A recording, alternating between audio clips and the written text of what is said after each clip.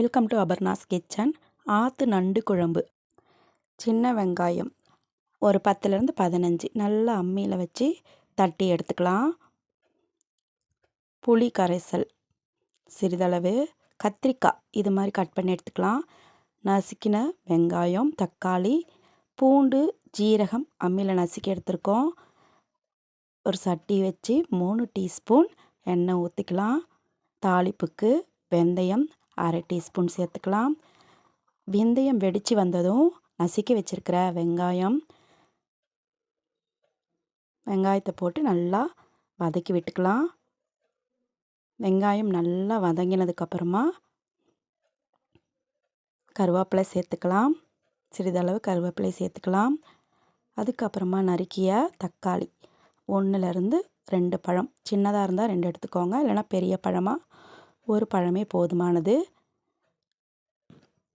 நல்லா வதக்கி கொடுத்துக்கலாம்.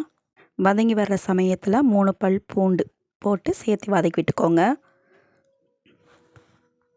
நறுக்கி வச்சுருக்கிற கத்திரிக்காவும் அதில் போட்டுக்கலாம்.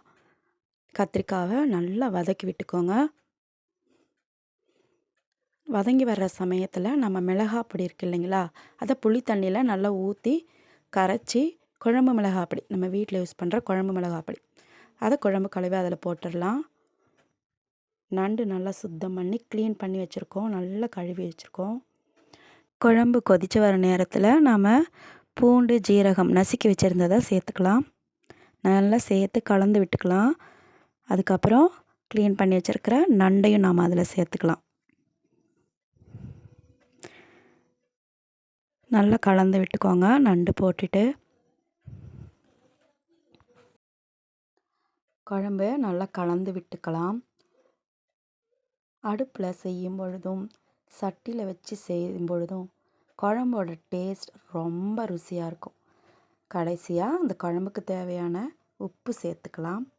ஆற்று நண்டு குழம்பு சாப்பிட ரெடி ஆயிடுச்சு.